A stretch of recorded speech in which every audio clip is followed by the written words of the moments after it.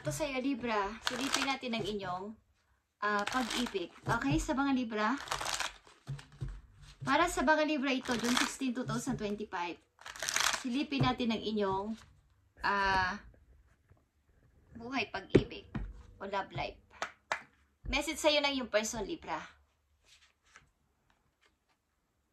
I can't not right now.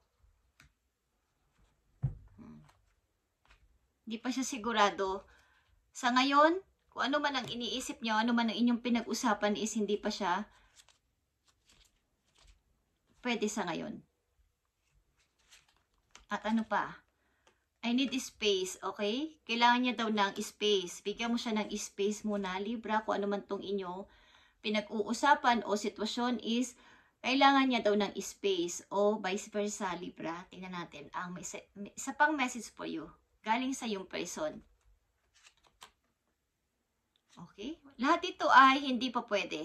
Now is not the time, Libra.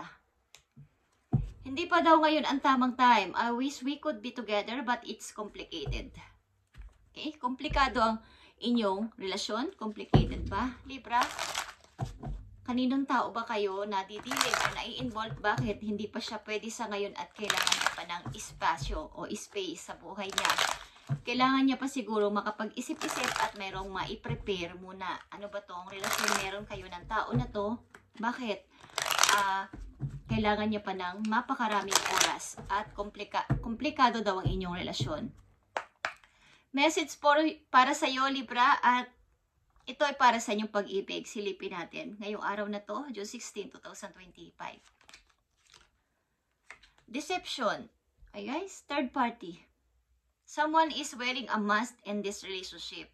Maaaring may involved na third party sa inyong relasyon ng tao na to. Kaya, maaaring komplikado.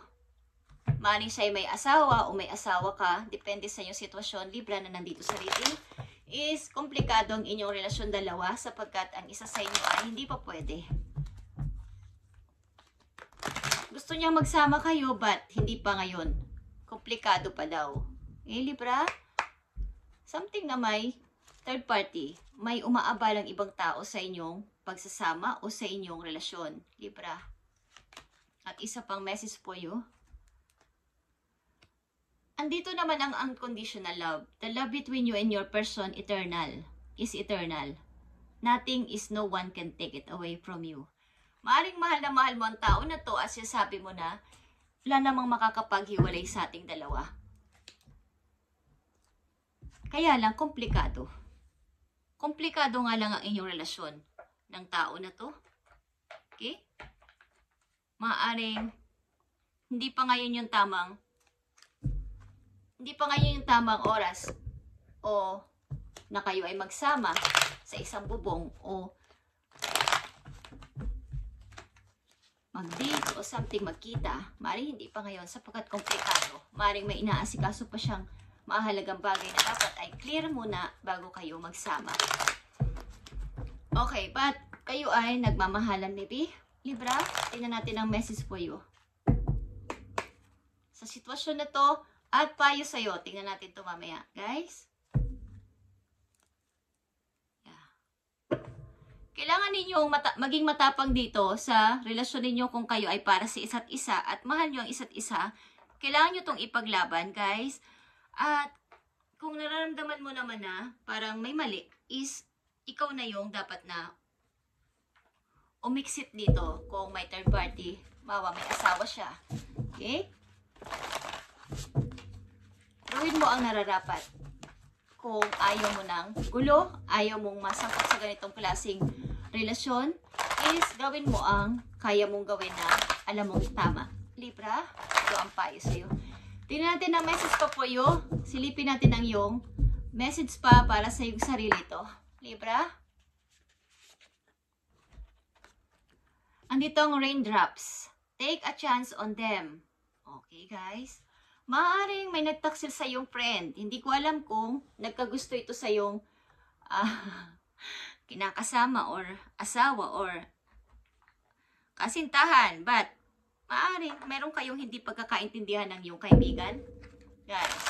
So, take a chance.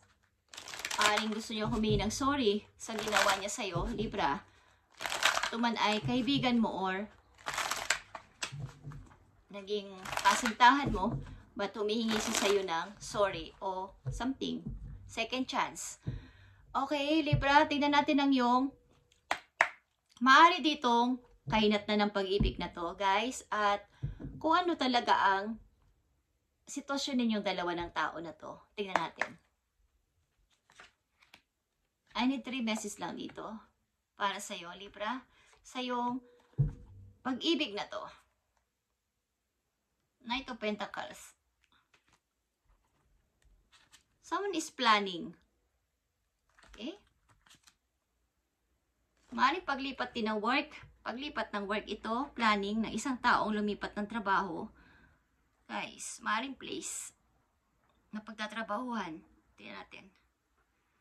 Para sa mga Libra na umiibig at pumapag-ibig, tingnan natin ang message dito sa inyong buhay pag-ibig na to, Libra, na komplikado.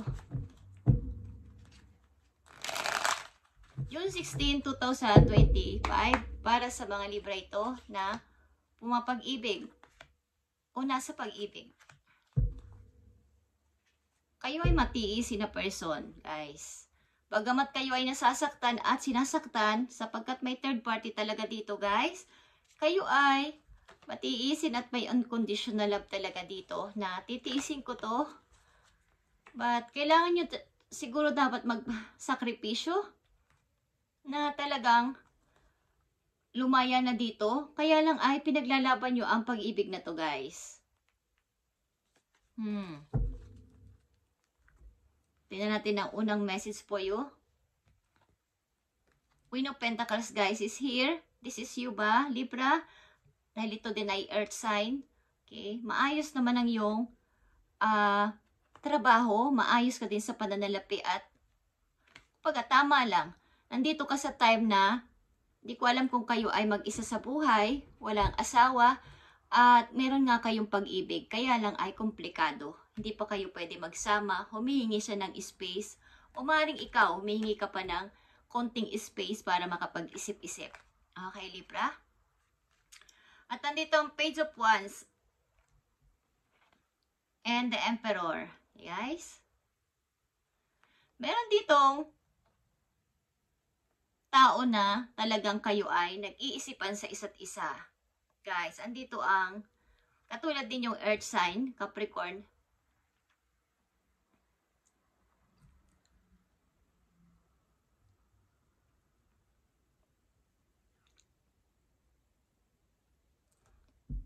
Nandito ang Aries, Leo. Andito din ang Aries, okay?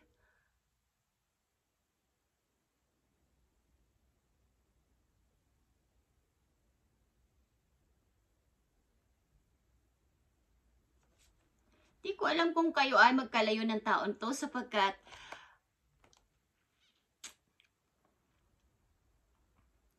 meron kayong magkakaibang karakter sa buhay na dalawa. Mataas kayo pareho. Yung inyong, maaaring pareho kayo may magandang work at maayos naman sa pananalapi. Kaya meron dito konting pride na involved. Maybe, at hindi ko alam kung ang tao na to ay nakilala nyo as parang military type. Okay? Maaaring sundalo to or what is. Nasa malayo ito, guys. At maaaring ito ay may ugali hindi nyo rin maintindihan. Something na ito ay may involved sa ibang person pa din. Guys, kaya lang ay andito yung inyong pagtitiis as a Queen of Cups din dito and Queen of Wands nandito din. Okay?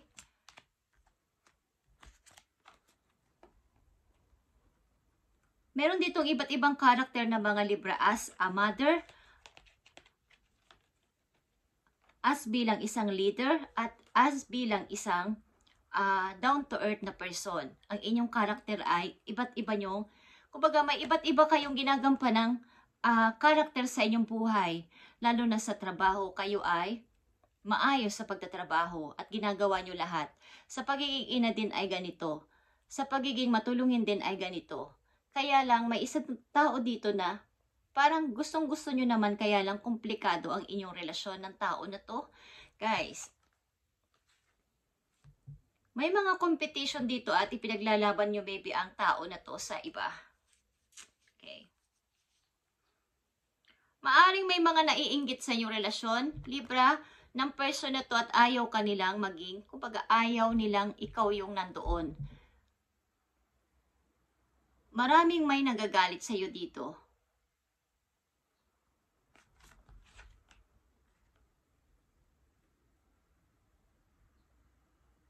Someone is leaving. Someone is walking. Parang hindi ko na kaya. Ako lang yung nagmamahal kasi dito, okay? Ako lang yung nagmamahal. Kayo ba ay may temporary hiwalayan ng person na to? Okay. At ipinapagpatuloy mo ang kababaang loob para sa lahat. Para sa yung, kumbaga, ito yung isa sa mga karakter ng mga Libra nandito sa reading. As a mother, meron kayong unconditional love sa inyong mga anak at pamilya. As a leader type is, kayo yung, ayaw nyong kayo yung lalapit. Kung gusto mo kong lapitan, lumapit ka sa akin. Meron kayong sariling panindigan at strong personality. Libra na mga nandito. At kayo ay down to earth talaga, like Six of Pentacles. Behind the scene, kayo ay tumutulong sa nakakarami. Kaya lang, mayroon ditong talagang kayong nakasangkutan o nasasangkutan o masasangkutan na relasyon na hindi nyo. Kumbaga, andito yung love, kaya lang ay para itong martir na pag-ibig. Parang tinitiis sapagkat mahal ko siya. Okay guys. Nagtitiis dahil mahal ko siya. Kaya lang anong mangyayari dito sa inyong relasyon na to kung ganito? Dapat pa ba itong ipagpatuloy o manatili ka dito, Libra? Tingnan natin.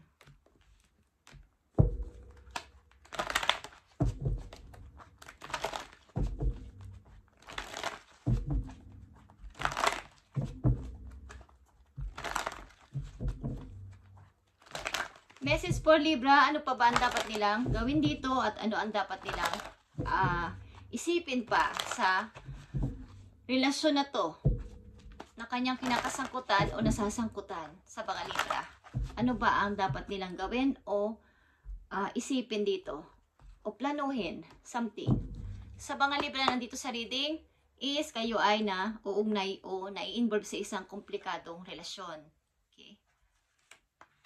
Kung hindi pa to nangyayari at hindi nyo alam ang mga pangyayari ay someone sa inyong relasyon ay may nakasuot ng mask. Something na nagsisinungaling. Okay?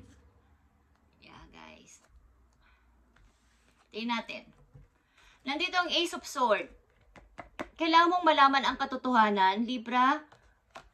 Imulat mo ang iyong mga mata na dito pa ba ako? Para itong fantasy kasi sa ibang tao. Kung makikita nila o malalaman nila ang inyong relasyon is fantasy lang yan, Libra. Sinasabi, magising ka na sa katotohanan na kailangan mong makapag-isip-isip ng tama.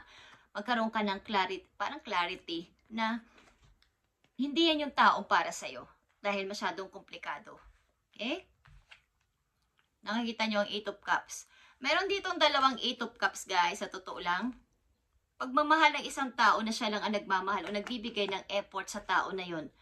Parang ako lang yung nagbibigay ng effort sa'yo ng pagmamahal. Nagbibigay ng energy, nagbibigay ng emosyon. Parang wala ka namang ibinabalik sa akin na love. Ako lang yung give ng give. Take ka naman ng take. Okay, Libra? Nakita nyo tong 10 of Swords. Diyan kayo mai-stack na mai-stack, guys. So, alam nyo na ang sagot sa inyo. Kung hindi kayo nagtatanong, is, ito na yung sagot para sa inyong komplikadong relasyon na to.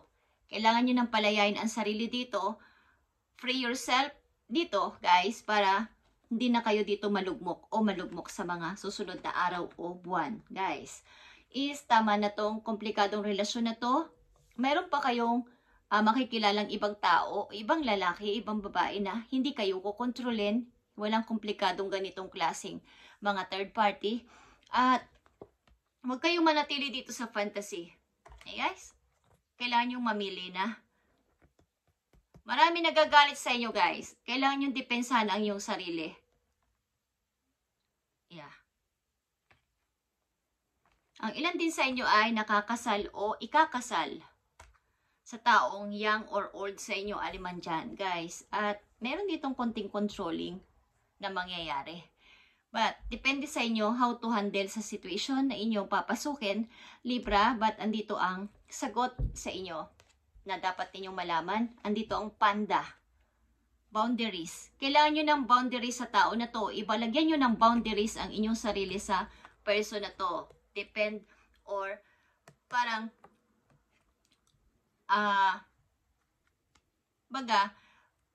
bigyan ninyo ng sa bakod, boundaries. Lagyan nyo ng limitasyon ang tao na to, ang mga tao na to sa buhay ninyo na hindi na muna makapasok sa inyong buhay sapagkat, yan guys, lagyan ninyo ng boundaries. Your space is guests who overstay their welcome and fuck your aura. And you have every right to stand your ground. Okay, stand your ground. Seven of Wands is dalawa dito ang nagpapakita sa inyo. Stand your ground, guys, na hindi ka, kumbaga, kung anong mga paratang sa inyo na mga tao, anong paratang sa iyo ng person na to is, manatili ka sa iyong pwesto like a Queen of Wands. I said kanina na, maging strong dito. Maaaring kung ito ay komplikadong relasyon at may third party, maraming nagagalit sa'yo, Libra, okay, or vice versa. Depende sa iyo sitwasyon. Nakikita nyo ba ang mata ng panda is maitim? Ang palibot. Lahat ng mga ini-entertain mong tao sa iyong buhay, bawa kakabreak mo pa lang, i-entertain ka na naman ng iba, o makakakilala ka na naman ng bago is, patuloy at patuloy na, hindi ka pa nakakapag-healing, nag-i-entertain ka na ng iba, is dumadagdag at dumadagdag ang mga bigat at bad energy na pumapasok sa'yo.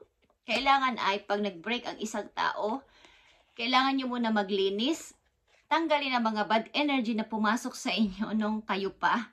At pag malinis ka na at okay na ang iyong mind, clear na, wala na siya sa puso at isip mo ay saka ka palang dapat iibig sa bago. Sapagkat paulit-ulit lang ang mangyayari yon. Kapag hindi pa nakapag-healing ang isang tao at umibig na naman ulit. Okay?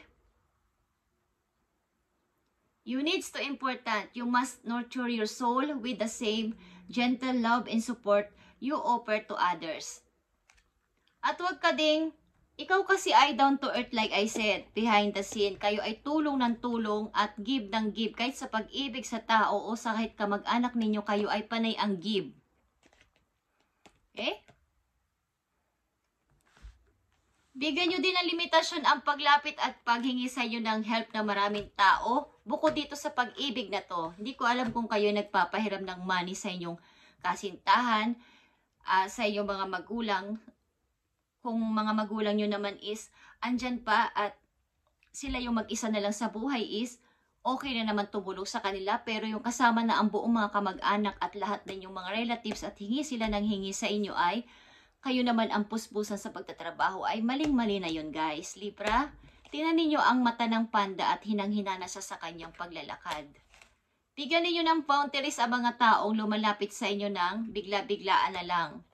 Dahil naa-adapt ninyo ang kanilang mga bad energy na dala, mga masasamang negative na naiisip, naa-adapt ng isang tao kapag agad-agad kayo nag-i-entertain sa inyong buhay. Okay?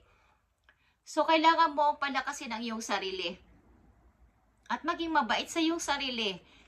Hindi masamang sumuporta. Kaya lang dumadating yung time na ikaw yung nagsasuffer. Kikita mo tong 8 of Cups. Marami ka ditong 8 of Cups at dalawa ding 7 of Wands. Sa hulit-huli ikaw ang marami sa iyong galit. Sapat kung ayun man ang ginagawa mong maganda sa buhay, sa paligid mo is, kapag nalaman nila ang isang maling-mali mo lang na ginawa sa buhay, halimbawa na nakakonect ka sa isang tao may asawa, o ikaw yung may asawa, mayroon sa iyo nagkakagustong walang asawa, is kahit ano pa ang ginawa mong maganda sa tao, sa paligid mo is, yan ay magiging zero, Libra, sa paningin nila. Mapanghusga ang tao sa paligid. So kung itong relasyon na to ay nandito ka, nasasangkot at masasangkot ka dito ay, maging aware ka sapagkat maguguluhan ka dito. gugulo ang mundo mo at malulugmo ka dito sa Ten of Swords. Okay? Thank you, Libra, at itong inyong mahalagang message today, June 16, 2025. At para to sa inyo, sa mga Libra na ganito ang sitwasyon, ay pakinggan nyo to kung gusto nyo lang, guys, at i-apply sa inyo sarili kahit ilang porsyento lang. Thank you and God bless, Libra.